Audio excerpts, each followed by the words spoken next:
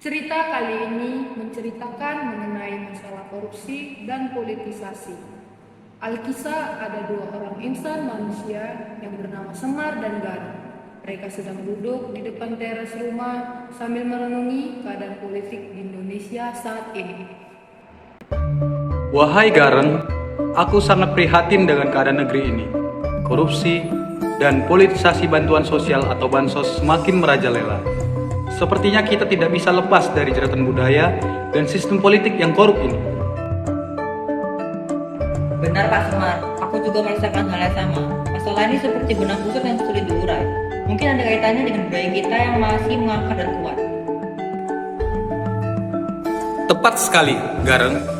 Budaya feodal dan patronase sangat berpengaruh dalam praktik korupsi di Indonesia. Banyak pejabat yang merasa harus membalas budi kepada orang yang telah membantunya meraih kekuasaan. Ini sudah menjadi semacam utang budi yang harus dibayar.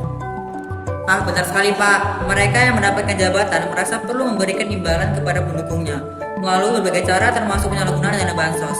Bansos yang seharusnya untuk masyarakat miskin malah dijadikan alat politik untuk meraih simpati dan dukungan mereka. Inilah yang disebut politisasi bansos. Bantuan yang seharusnya diberikan secara adil dan merata malah dijadikan senjata untuk kepentingan politik. Banyak oknum yang memanfaatkan momen ini untuk mendapatkan keuntungan pribadi atau kelompok. Sistem politik kita juga turut berkontribusi Pak Semar. Sistem politik yang pragmatis dan biaya tinggi memaksa para politisi mencari dana dengan segala cara, termasuk korupsi. Betul Gareng, sistem demokrasi kita memang membutuhkan biaya besar, terutama untuk kampanye.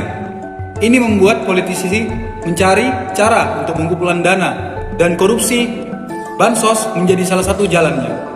Mereka memanfaatkan kelemahan dalam sistem pengawasan dan penegakan hukum. Jadi solusinya gimana Pak?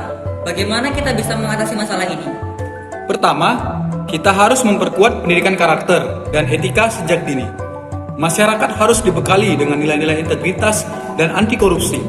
Kedua, memperkuat sistem pengawasan dan penegakan hukum yang transparan dan akuntabel. Ketiga, reformasi sistem politik dan pemilihan umum untuk mengurangi biaya politik yang tinggi. Semoga dengan upaya-upaya tersebut negeri kita bisa lepas dari jeratan korupsi dan politisasi ya Pak. Terima kasih atas pencerahannya Pak.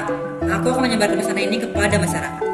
Sama-sama Gareng, ingatlah perubahan dimulai dari diri kita sendiri. Mari kita bekerja sama untuk mewujudkan Indonesia yang bebas dari korupsi dan politisasi. Setelah mendengar hal tersebut, Gerang mengangguk dan merenungkan nasihat bijak dari Semar.